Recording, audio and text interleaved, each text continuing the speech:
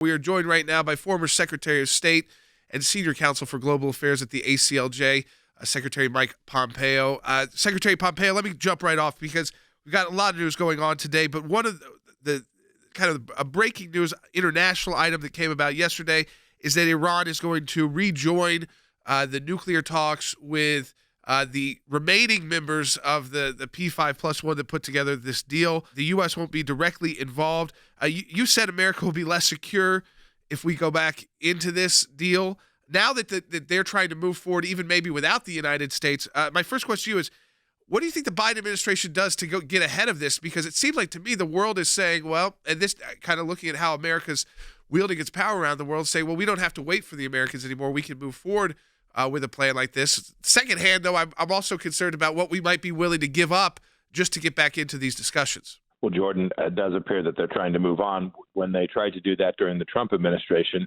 we put enormous sanctions on them. We made sure that the Chinese and the Russians couldn't trade with the Iranians either, right? Remember, the P5 is made up of 3 European countries, but also 2 true adversaries of the United States of America. We can stop them from moving forward without us. We have the capacity to control what takes place. Second point is a more important one. I'm not sure this administration, even if they were at the table, if they were sitting there, would cut a deal that made any sense for the United States of America. When they testified, when Secretary Blinken testified in his hearing and others, they said we would do a deal, but it would be longer, stronger, and better than the 2005 JCPOA.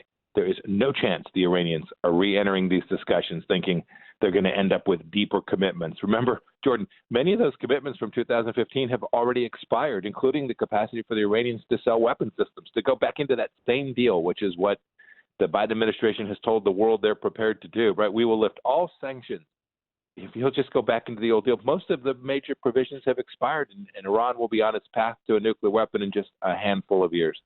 This would be tragic for the Abraham Accords, tragic for the region, and really bad for the United States of America. Yeah, Secretary Pompeo, it's Wesley Smith. Yeah, the thing I think about, too, as we go back to this, we have this commitment, we've had a commitment, they're not going to have a nuclear weapon, but how do we address the issue? How are they going to unlearn what they've learned? And the breakout time, the centerpiece of the JCPOA, as flawed as it was that it kept them several years down the road from a breakout time to getting a nuclear weapon. Now experts are saying the breakout time is down to a few months. So how do we go in and really address them unlearning what they've learned and increasing the breakout time? Is that even possible? Well, you can absolutely increase the breakout time. As for unlearning what they've learned, that's much more difficult to do. But make no mistake about it, it's not a matter of just having the knowledge.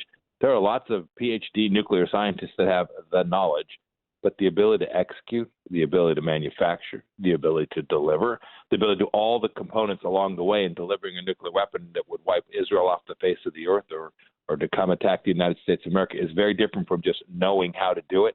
And those things you can stop. The first thing one would want to do is to deny them resources, to put real pressure on the regime. Because in the end, it's true. If this regime decides they want to move towards a nuclear weapon, they may well just go ahead and proceed. But you have to make the cost of doing so enormous that the people of Iran, the amazing people who live in that country, who don't want this theocracy, who don't want these kleptocrats and these crazy religious extremists in charge of their country, will have the capacity and the space to do what they need to do to make sure that Iran doesn't become a nuclear weapon state.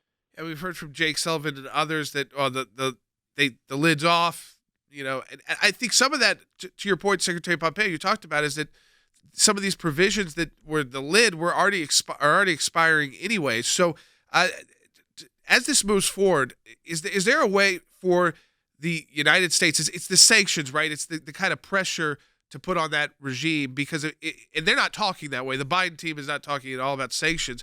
I think the big question for them is whether or not they're going to unfreeze assets to get back to this deal. Sadly, Jordan, they're going to unfreeze assets. You can write it down. You heard it here first, or maybe second. In some sense, they've already done that.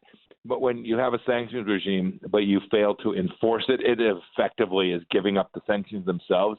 Today, China is importing massive quantities of crude oil from Iran. That did not happen on our watch. We never had perfection, but we had the number of barrels a day produced by the Iranians and paid in cash to the Iranians at very low levels. Think several 100,000 barrels a day versus several million barrels a day.